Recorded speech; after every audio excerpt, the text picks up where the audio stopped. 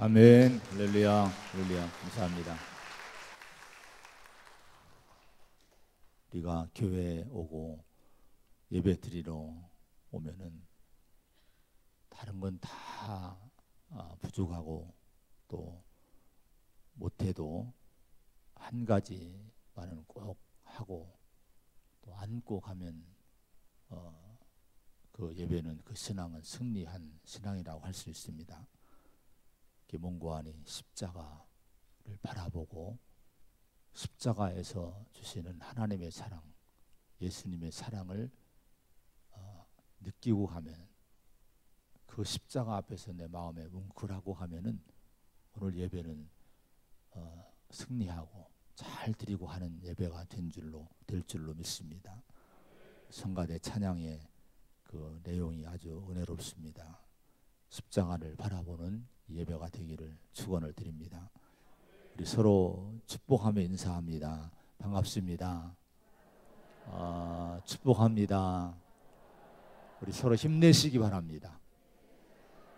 제가 기도해 드릴게요. 요 얘기는 좀 따라서 못 하시네요. 진짜 여러분 이 얘기를 하고 우리 교우들끼리 이렇게 얘기했으면 정말 한 번이라도 옆에 앉았던 분들, 그분들 위해서 기도해 드리고, 가족은 그렇게 하는 거예요. 믿음의 가족은 부족함이 있어도 서로 기도해 주는 공동체, 좋은 가족이 되는 줄로 믿습니다. 여러분, 우리가 예수 그리스도를 영접하고 하나님의 자녀가 됐으면은 예수님을 닮고 하나님의 형상이 우리 안에 이루어지는 삶이 되어야 될 줄로 믿습니다. 우리가 예수님을 오래 믿었는데 사람들로부터 그런 얘기를 한 번쯤 들어야 되지 않겠습니까? 예수님 같아, 예수님 닮은 것 같아, 이런 얘기를 좀 한 번쯤 들어봐야 되지 않겠습니까? 형사 같다든지 또 더 심한 얘기를 들으면 우리 신앙은 정말 뭐가 문제가 있는 겁니다. 근데 예수님 닮기 위해서는 성령의 열매를 맺어야 된다고 하는 거예요. 계속해서 이제 8번째 말씀을 나누고 다음 주에 9번째 말씀을 드리면은 성령의 9가지 열매를 마치게 됩니다. 여기 9가지 열매 한번 천천히 읽어 보겠습니다. 22절, 23절의 말씀입니다. 시작. 오직 성령의 열매는 사랑과 희락과 화평과 오래 참음과 자비와 양선과 충성과 온유와 절제니 이 같은 것을 금지할 법이 없느니라. 아멘. 자, 우리가 적어도 이 8번, 9번 시간을 가지면서 자세하게 말씀을 나누게 된다고 하면은 이 9가지의 이 주제, 내 안에 맺어야 될 이 성품, 이것은 우리가 정말 고민하면서 기도의 제목을 삼고 또 이걸 내 삶에 맺히기 위해서 성령으로 늘 기도하면서 살아가는 성도가 되어야 될 줄로 믿습니다. 자, 그런데 이 9가지 열매들이 예수님을 닮는 성품이 되는데 실제로 내 성품, 내 인격 속에서 맺어져야 되고 나와야 되는데, 근데 문제는 뭐가 있습니까? 17절에 보면은 그런 말씀이 나옵니다. 육체의 소욕은 성령을 거스르고 성령은 육체를 거스르나니 이 둘이 서로 대적함으로 너희가 원하는 것을 하지 못하게 하려 함이니라. 이게 문제가 됩니다. 성령은 우리 안에서 구원받은 성도에게 예수님 닮은 삶을 살 수 있도록 감동을 주고 이끌어 주시는데 방해물이 있다는 거예요. 자꾸 장애물을 세운다고 하는 거예요. 뭐가 있는 거 아니 육체의 소욕이 문제가 된다고 하는 겁니다.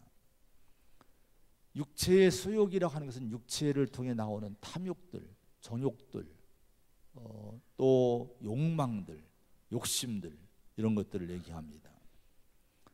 육체의 소욕에 대해서는 구체적으로 여기 19절 21절에 쭉 여러 가지로 얘기를 해줍니다.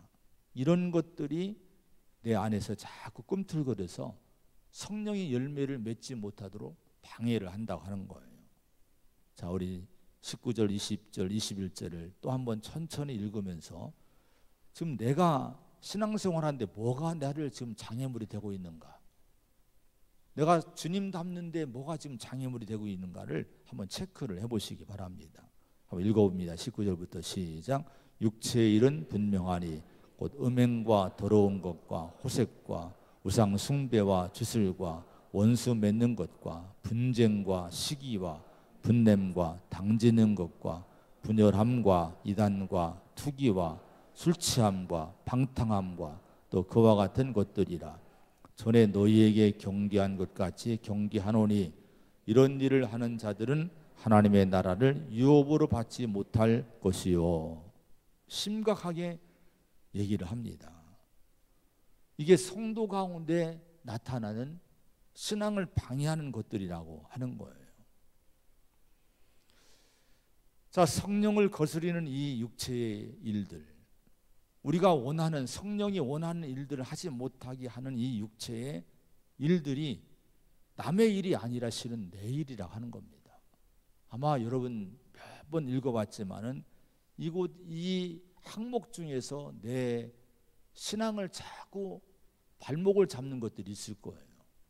신앙생활 잘 하려고 하다가 어느 날 문득 이것 때문에 푹 쓰러져 버리고, 이런 일 때문에 푹 내가 넘어져 버리고, 이런 일이 우리 가운데 종종 나타난다고 하는 겁니다. 그러면 우리가 어떻게 구원받은 하나님의 자녀로서의 거룩한 삶을 살 수 있게 될까?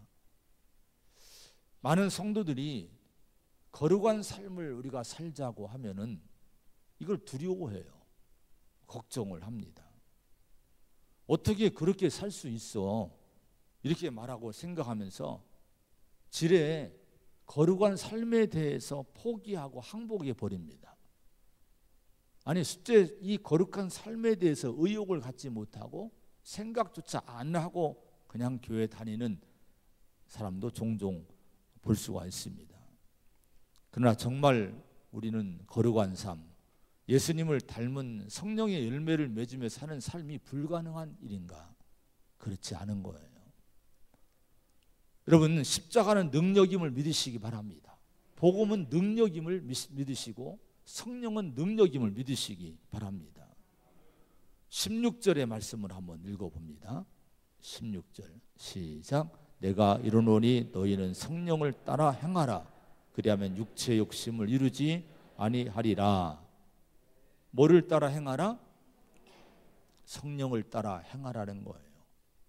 이거는 매일매일 현재 지금 명령을 하고 있는 거예요. 오늘 지금 이 자리에서 여러분과 저에게 명령하고 있는 거예요. 매 순간 이 성령을 따라 행하는 성도가 되라고 하는 거예요. 성령의 인도하심, 성령의 음성, 가르침, 감동에 순종하면서 거기에 민감하게 귀를 기울이고 순종하고 살아가게 되면은, 그러면 육체의 욕심을 이루지 아니하리라. 아까 얘기한 육체의 소욕에 휘둘리지 않는다는 거예요. 육체의 일들이 여러 가지가 있는데 이런 것들에 휘둘려서 내가 신앙생활 못하거든요. 좀 해보려면 이런 것들이 나를 발목을 잡거든요.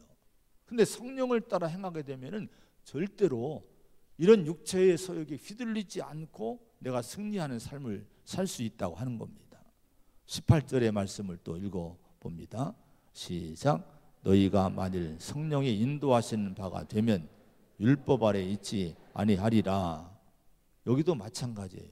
성령이 인도하시는 바가 되면, 이미 성령께서는 우리 안에 와 계셔서 우리를 인도하심을 믿으시기 바랍니다.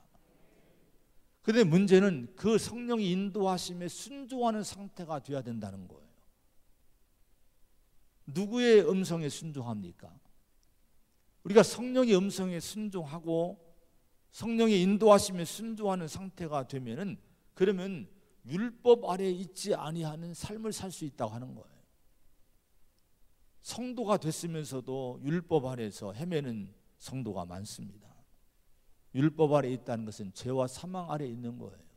죄를 짓고 죄 때문에 율법에 의해서 정죄를 당하고 자꾸 마음에 가책이 있고, 그러다 보니까 불안하고 걱정이 되고 두려워하고, 이런 상태가 반복이 되는 거예요. 이런 상태가 되면 늘 부끄러워요. 예수 믿어도 자유함이 없어요. 평안이 없는 삶을 살게 되는데, 이게 바로 율법 아래 사는 성도의 삶이라고 하는 겁니다. 하나님이 우리를 구원하셔서 자녀 삼아 주신 은혜가 이렇게 부족하고 나약하고 부끄러운 삶으로의 부르심입니까? 절대로 그렇지 않습니다. 성도가 이런 삶을, 자유로운 삶을 살지 못하고 율법 아래 놓인 그 불안하고 정죄받는 삶을 살게 되는 것은 성령을 따라 살지 않고 성령의 음성에 귀 기울이지 않고 순종하는 삶을 살지 않기 때문에 그렇다고 하는 거예요. 자, 그런데 이 성령의 인도하심 받고 성령을 따라 살기 위해서는요, 중요한 한 가지 진리를 결론을 삼아야 됩니다. 24절의 말씀을 한번 또 봉독을 합니다. 24절 시작.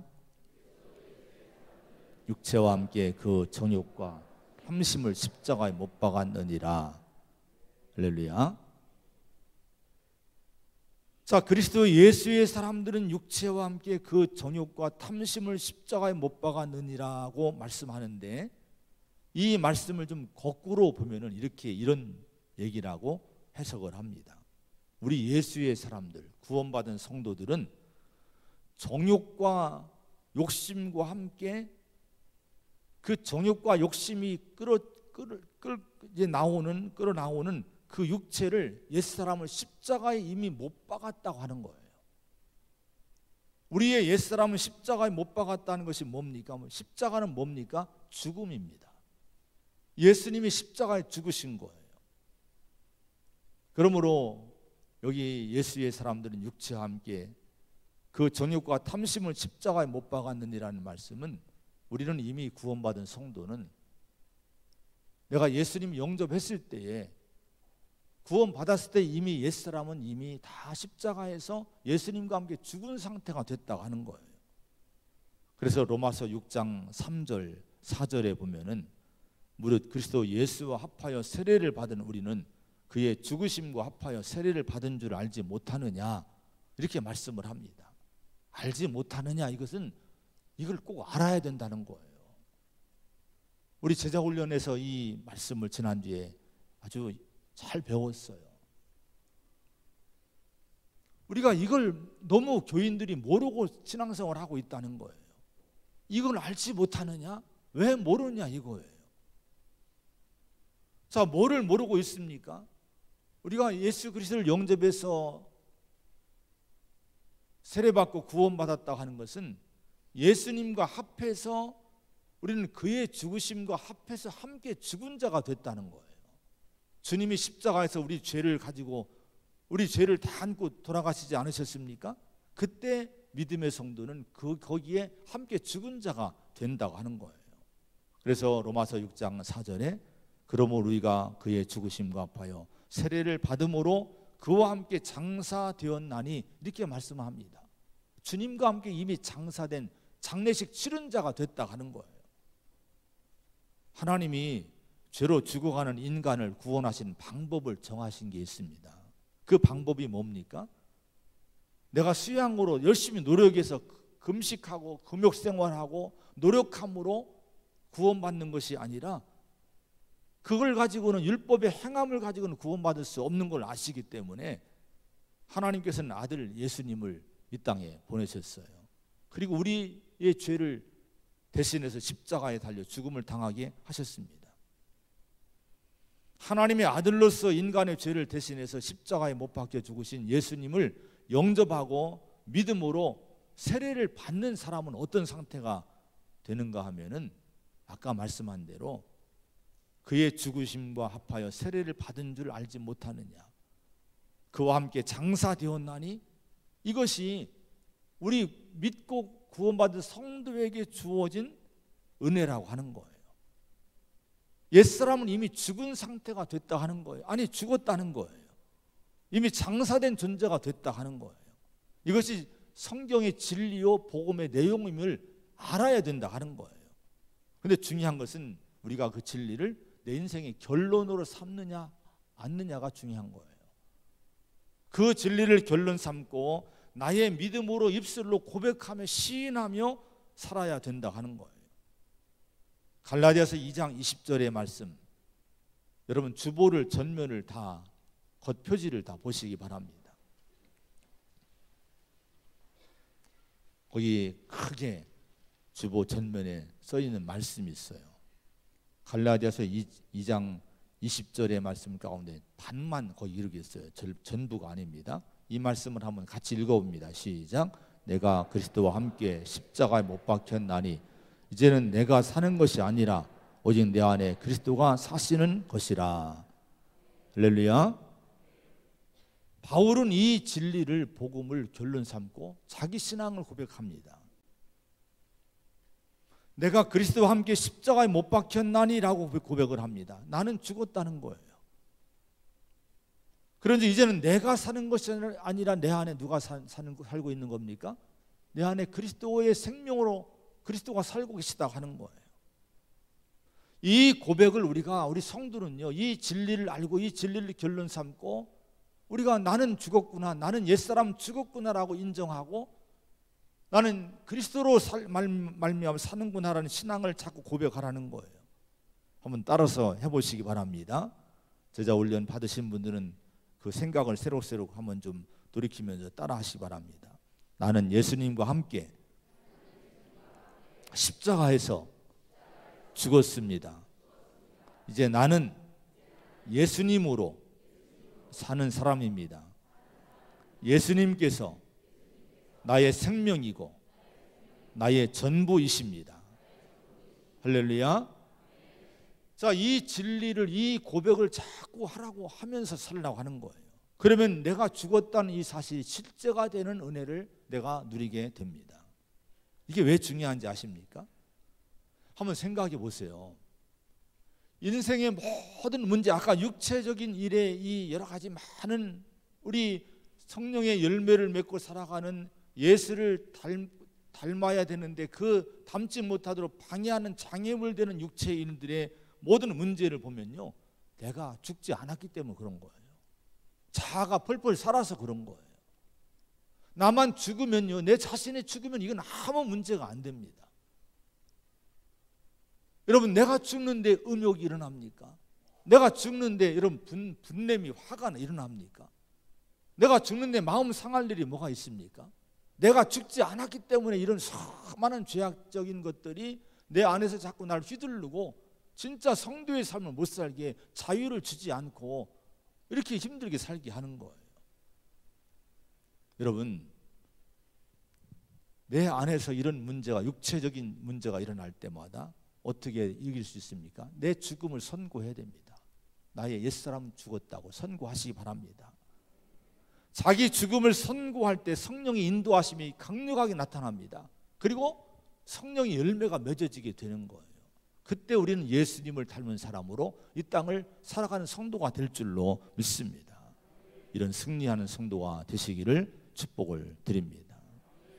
자, 오늘 성령의 여덟 번째 열매는 온유입니다. 온유가 뭡니까? 온유는 일반적으로 해석을 하면 부드럽고 온화하고 친절하고 이런 것이 온유예요. 자, 그런데 천성적으로 그런 분들이 좀 계셔요. 아주 온화한 분들이 계십니다. 친절한 분들이 계시는데, 근데 여기서 말하는 온유라고 하는 것은 천성적인 것이 아니라 훈련됨으로 인해 얻어진 온함, 부드러움을 말하는 거예요. 가장 좋은 예를 든다면 우리 요즘 방송에 보면은 반려견들 훈련하는 그 프로그램들이 여러 군데 나오더라고요. 아주 싸납고 못된 개들이 많아요. 근데 이런 개들도요, 훈련사들이 훈련을 시키면 이상하게 잘 훈련이 되는 거예요. 그 사람만 보면 막 우르렁대고 물려고 달려드는 개들도, 맹견들도 이 훈련을 시키면요, 훈련을 잘 따르게 되고, 그러면 이게 유익한, 아주 가족들과 잘 지내는 개들이 되더라고요. 그래서 여러분, 온유라고 하는 것이 바로 그런 겁니다. 온유는 길들여지고 훈련됨으로 말미암아 온화해진, 부드러워진, 온순해진 성품을 온유라고 얘기합니다. 그래서 온유한 사람이 누굽니까? 온유한 성도라면 누구를 얘기합니까? 원래는 예수 믿기 전에는 아주, 저 사람 옛날에는 아주 엉망했어, 이런 사람들이 예수 믿고 나면은 성령 안에서, 말씀 안에서 새로워지고 훈련받다 보니까 이 본능들이 잘 억제되고, 성격들이 잘 억제되고 조절돼서 늘 온순하고 친절하고 부드럽고 또 사랑이 넘치는 그런 삶의 사람으로 살아가는 걸 보게 됩니다. 바로 이런 것이 온유한 성도라고 하는 거예요. 잠언서 16장 32절에 보면은 노하기를 더디하는 자는 용사보다 낫고 자기의 마음을 다스리는 자는 성을 빼앗는 자보다 나으니라 할 때, 바로 자기의 마음을 다스리는 자, 노하기를 더디하는 자, 충분히 노할 수 있는, 분노할 수 있는 환경과 조건임에도 불구하고 이런 걸 성령 안에서 믿음으로 다스릴 수 있는 상태가 되는 이런 사람이 바로 온유한 자라고 하는 거예요. 이런 사람은 성을 빼앗는 장수보다 더 훌륭하다고 하나님은 칭찬을 하십니다. 또한 온유하다는 것은요, 열이 잘 다스려진 상태를 온유하다 이렇게 얘기를 합니다. 사람이 몸을 건강하게 유지하는 체온이 있어요. 36.5도가 정상입니다. 이 온도보다 낮아지거나 높아지면은 몸에 문제가 발생한 거예요. 오늘도 아마 체온 체크를 하셨을 거예요. 미심쩍은 분은 혹시 몰래 이쪽으로 들어왔는지 몰라도 체크를 잘 하셔야 돼요. 그래서 온도가 높다는 것은 문제가 있기 때문에 죄송하지만 좀 공동체를 위해서 집으로 혼자 가셔서 예배를 드려야 되는 거예요. 문제가 있는 거예요. 자, 그래서 병원에 가면 먼저 뭐를 체크합니까? 입원하면 먼저 수시로 열을 체크합니다. 아주 시간마다 열을 체크함으로 몸의 상태를 돌보는 거예요. 신앙도 마찬가지입니다. 영적 생활에 내 믿음의 온도를 잘 체크해서 잘 조절해 살아야만 건강한 신앙생활을 할 수 있게 되는 거예요. 요한계시록 3장 14절부터 보면은 라오디게아 교회에 대해서 성령이 하신 말씀이 나옵니다. 여기 보면 책망이 나와요. 내가 네 행위를 아노니 네가 차지도 아니하고 뜨겁지도 아니하도다. 네가 차든지 뜨겁든지 하기를 원하노라. 네가 이같이 미지근하여 뜨겁지도 아니하고 차지도 아니하니 내 입에서 너를 토하여 버리리라. 네가 열심을 내라, 회개하라. 이렇게 강력하게 회개를 촉구합니다. 라오디게아 교회의 문제는 뭐였습니까? 온도가, 믿음의 온도가 너무 내려갔다는 거예요. 너무 식었다는 거예요. 오늘 여러분, 우리의 영적 온도를 한번 재보시기 바랍니다. 이 시간에. 옛날에는 내가 참 뜨거운데 지금은 좀 그래, 이런 분들은 문제가 있는 거예요. 옛날 얘기 할 거 없어요. 지금 뭐가 문제가 병들었다는 거예요. 왜 옛날에는 그렇고 왜 지금 그렇습니까? 지금 문제가 있는 거예요. 그런 분은 회개하시고 열심을 내야 될 줄로 믿습니다. 빌립보 4장 2절에 보면요, 내가 유오디아를 권하고 순두개를 권하노니 주 안에서 같은 마음을 품으라, 이런 말씀이 나옵니다. 빌립보 교회에 문제가 생겼어요. 고민거리가 생겼습니다. 그것은 유오디아와 순두개라는 이 두 여성 지도자들이 있었는데, 이 두 명 때문에 교회 분위기가 냉랭해지고 있는 거예요. 그 소문이 감옥에 갇혀 있는 바울에게까지 소문이 들려오게 된 거예요. 지금 빌립보 교회가 문제가 발생했습니다. 유오디아, 순두개 그 두 사람 때문에 지금 아주 엉망이 되고 있습니다라고 누가 보고를 한 거예요. 그래서 이 편지를 쓰게 된 겁니다. 그들의 문제가 뭡니까? 너무 온도가 올라간 거예요. 너무 뜨거워진, 너무 열을 내고 있는 거예요. 그런데 이것이 정상적으로 정말 성령 안에서 열을 내면 좋은데 인간적인 열을 내고 있는 거예요. 그러니까 유오디아와 순두기 이 두 분이 서로 조금도 양보하지 않고 늘 주도권 잡고 늘 주장하려고 하고 자꾸 상대방을 깎아내리고 이렇게 하다 보니까 이 교회에 지금 혼란이 오게 돼서, 그래서 이 빌립보서를 실은 작년에 연초에 빌립보서 강해를 일부를 했습니다만, 그때 우리가 들었지만은 빌립보서를 기록한 목적이 바로 유오디아와 순두개 때문에, 이 문제 때문에 빌립보서를 썼다고 하는 거예요. 이 문제를 해결하려고. 그러면서 빌립보서 2장에 뭐라고 말씀했습니까? 예수의 마음을 품으라. 이걸 미리 얘기를 한 거예요. 인간적으로만 열내지 말고 예수의 마음을 품으라고 말씀하시고, 예수님은 어떤 마음을 갖고 오셨습니까?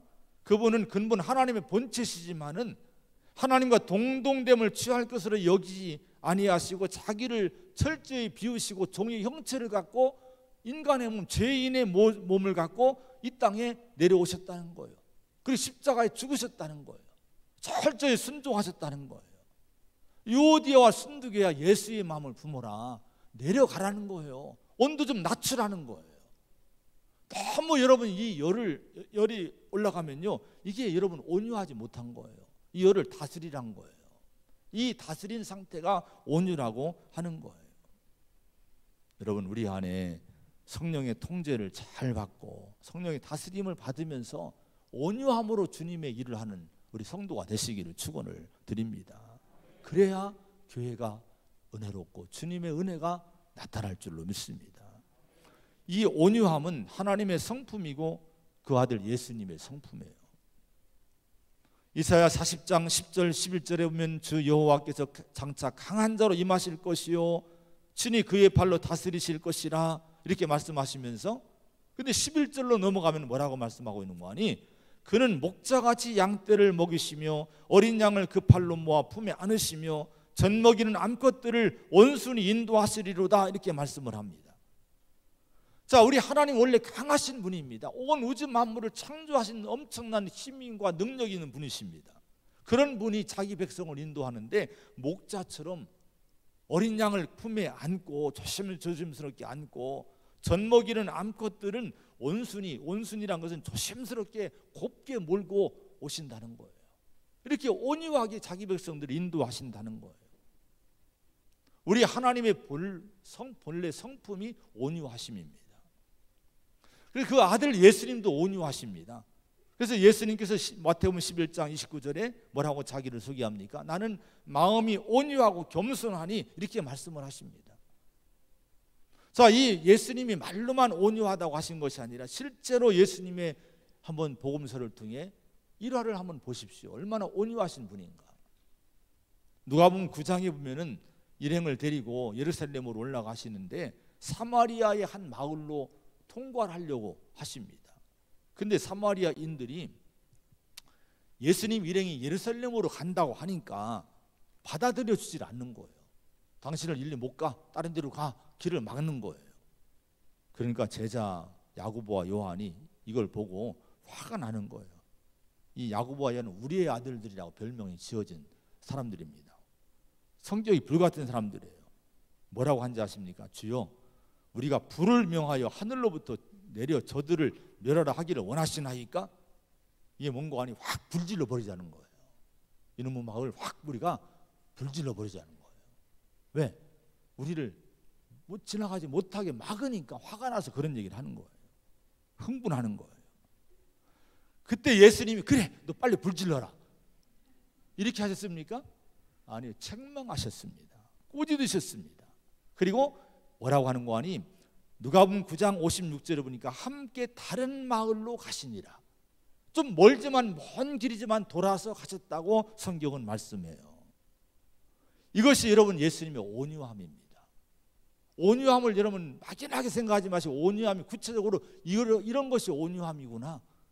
충분히 예수님은 하늘로부터 불을 내려 심판할 수 있는 능력도 있는 분이지만은 그러지 않으셨다는 거예요. 돌아가셨다는 거. 그들을 책망했다는 거예요. 우리 성도는 종종 남을 책망하지 말고 나를 책망하는 성도가 되어야 됩니다. 우리 자신을 자꾸 책망을 해야 됩니다. 뭔가 불같이 화가 나고 내가 내 마음에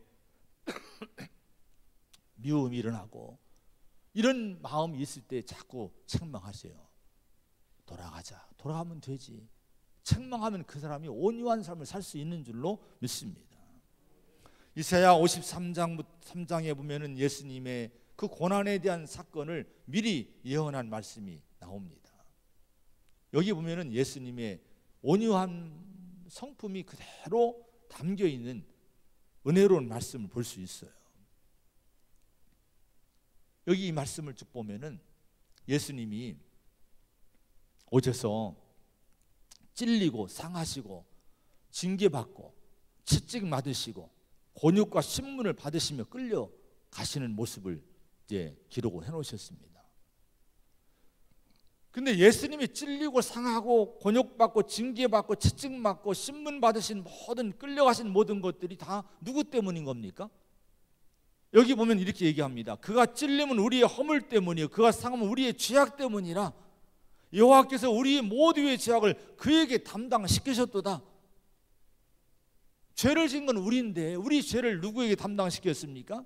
예수님에게 담당시키시고 그 죄를 안고 주님이 우리 대신 찔리고 상하시고 매맞고 침뱉음 당하고 곤욕과 신문을 받으셨다는 거예요. 그러면서 거기 이사야 53장 8절에 이런 말씀이 나옵니다. 그 세대 중에 누가 생각하기를 그가 살아있는 자들의 땅에서 끊어짐은 마땅히 형벌받을 내 백성의 허물 때문이라 하였으리요 라는 대목이 나와요. 이 얘기가 무슨 얘기인 거 아니? 이렇게 예수님이 죄인들을 대신해서 찔리고 상하고 곤욕당하고 매맞고 신문받고 끌려가신 이 모습이 마땅히 형벌받을 하나님 백성의 허물 때문에 대신 받으신 것을 그 시대에 누가 알았겠냐 이거예요. 누구도 알아주지 못했다는 거예요. 그러면 예수님이 다 몽땅 한마디로 뒤집어 쓴 거예요. 저가 죄인이기 때문에 저렇게 고통당했구나, 저가 뭔가 잘못이기 때문에 저렇게 저주를 받는구나, 이렇게 생각했을 거라고 하는 거예요. 그러면 여러분, 보통 사람 같으면 내가 억울하게 그런 일을 당하면 어떤 반응을 보입니까? 억울함을 호소하는 거예요. 나 너무 억울합니다. 나는 죄 없습니다. 억울함을 호소하게 될 거예요. 근데 주님은 어떻게 하셨습니까? 거기 보면 이렇게 얘기합니다. 7절에 보니까 그가 곤욕을 당하여 괴로울 때에도 그의 입을 열지 아니하였으며 마치 도수장으로 끌려가는 어린 양과 털 깎는 자 앞에서 잠잠한 양같이 그의 입을 열지 아니하였도다, 이렇게 말씀합니다. 입 열지 않았다는 거예요. 잠잠히 끌려가는 어린 양처럼, 도수장이 끌려가는 양처럼 그렇게 예수님이 그냥 잠잠히 묵묵히 끌려가셨다는 거예요. 이게 바로 주님의 온유하심인 거예요. 베드로전서 2장에 보면 그래서 이 모습을 베드로가 이렇게 기록을 합니다. 욕을 당하시되 맞대어 욕하지 아니하시고 고난을 당하시되 위협하지 아니하시고 오직 공의로 심판하신 이에게 부탁하시며 친히 나무에 달려 그 몸으로 우리 죄를 담당하셨으니 라고 말씀을 합니다. 욕을 당했지만 맞대어 욕하지 않으신 거, 고난 남 때문에 우리 때문에 고난 당했지만 위협하지 않으셨다고 하는 거예요. 우리가 보통 욕 먹으면 같이 욕하고 싶고, 누가 분노하면 나도 분노하고 싶고, 남 때문에 내 고난을 당하면 그것 때문에 쫓아가 협박하고 싶고, 이것이 우리의 보통 마음의 상태이지 않습니까? 근데 주님은 그렇게 하지 않고 하나님께 그냥 맡겼다는 거예요. 그리고 묵묵히 자기는 고난을 당하셨다 하는 거예요. 왜 그렇게 하셨다는 겁니까? 우리를 살리기 위해서 그랬다는 거예요. 내가 온유하면 다른 사람이 살 줄로 믿으시기 바랍니다. 이게 하나님의 성품이고 이게 하나님의 예수님의 성품인데, 우리가 일상에서 온유하면, 내가 온유하면 가정이 살아요. 내가 온유하면 교회가 살고, 내가 온유하면 다른 사람이 산다는 거예요. 이 온유함이 없기 때문에 같이 여러분 이렇게 분노하고 같이 협박하고 같이 싸우기 때문에 여러분 같이 죽게 되는 거예요. 주님의 일상을 구원하신 주님의 온유하심을 사모하시기 바랍니다. 근데 성령을 따라 살게 되면은 성령의 은혜로 온유함을 주신다고 하는 거예요. 성령의 열매라고 하는 거예요. 성령 안에서 우리는 살고 있는 성도가 되지 않았습니까? 성령 안에서 사람들에게 의도적으로 온유하시기를 축원합니다. 만나는 사람들에게 온유하라고 성경은 말씀합니다. 베드로전서 3장 15절에 너희는 너희 마음에 그리스도를 주로 삼고 하면서 온유와 두려움으로 하라 이렇게 말씀합니다. 온유의 반대는 이기려고 하는 거예요. 이기려는 마음은요 성령의 열매가 아닙니다. 우리 기독교에서 주는 가치가 아니에요. 이기려는 마음은 육체의 열매입니다. 주님은 온유하신 거예요. 우리를 축복하시는 분은 사람이 축복하는 것이라 하나님이 축복하기 때문에 내가 지금 양보하고 내가 졌어도 결국 하나님은 우리를 축복할 줄로 믿습니다. 이게 온유한 성품의 모습이라고 하는 거예요. 인도에서 선교 초창기에 선교사님들이 선교할 때 힌두교인들의 마을에서 선교사님들이 살았던 분들이 계시다고 합니다. 근데 힌두교인들이 자꾸 핍박을 하는 거예요. 어렵게 하고 불이익을 끼치는 거예요. 그때 선교사님들이 그 선교사들이 너무 억울하니까 법에 호소해서 그 법으로 해결을 하곤 했다고 합니다. 당장 법으로 해결하니까 평안은 얻고 문제가 해결은 됐어요.